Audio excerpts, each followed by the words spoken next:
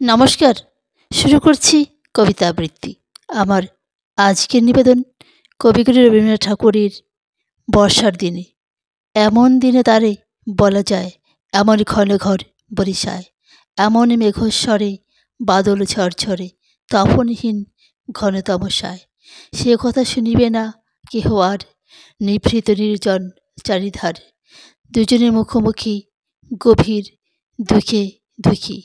আকাশে জল ঝরে অনিবার, জগতে কেহ যেন নাহি আর। সমাজ সংসার মিছে সব, মিছে এ জীবনের কলরব।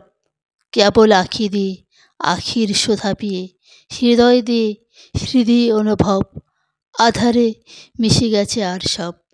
বলিতে ব্যথিবে না নিজ কান, চমকে উঠিবে না নিজ প্রাণ।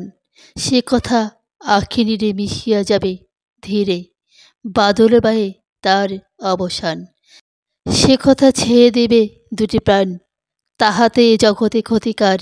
নামাতে পারি যদি মনোভার, শ্রাবণী বরিশনে একদা গৃহকোণে। দু কথা বলি যদি কাছে তার, তাহাতে আসে যাবে কি বা কার। আছে তো তার পরে 12 মাস, উঠিবে কত কথা কত হাস। আসিবে কত লোক, কত না দুঃখ শোক। সে কথা কোনোখানে পাবে নাশ, জগৎ চলে যাবে 12 মাস।